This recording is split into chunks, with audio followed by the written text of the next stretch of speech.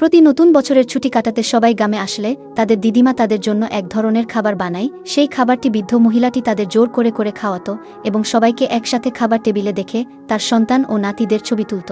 কিন্তু তার হাতের খাবার এতটাই বাজে ছিল যে তারা সেই খাবারটি মুখেও নিত না। তারা তাকে বিভিন্ন বাহানায় ভুলিয়ে ভালিয়ে সেই খাবারটি ফেলে দিত এবং কুকুরকে খাওয়াতো।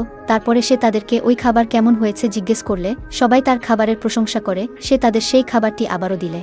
তার নাতনি ঘরের আলো বন্ধ করে সেই সুযোগে সবাই খাবারগুলো ফেলে দেয়। তারপরে আলো দিলে তাদের কারো কাছে খাবার না থাকায় তাদের জিজ্ঞেস করলে সবাই বলে খুব সুন্দর হয়েছে, তাই আমরা সব খেয়ে ফেলেছি। সেই কথা শুনে বৃদ্ধ মহিলাটি আরও এনে বলে, আমি জানতাম তোমাদের এটা পছন্দ হবে, তাই বেশি করে বানিয়েছি।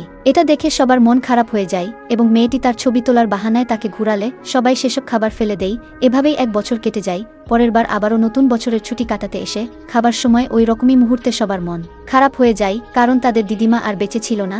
তারপরে তারা ওই বৃদ্ধ মহিলাটির ডায়েরি দেখে দেখে সবাই মিলে অনেক সময় ধরে ওই খাবারটি তৈরি করে এবং সেই খাবারটি টেবিলে রাখলে সবাই জলদি করে তুলে নেয়। ছেলেটি আগে খেয়ে বলে ভালো না। তখন সবাই তার সাথে কাটানো দিনের কথাগুলো স্মরণ করে। সেই জায়গা, সেই খাবার, সেই সময়, কিন্তু সেই মজার মানুষটি আর নেই।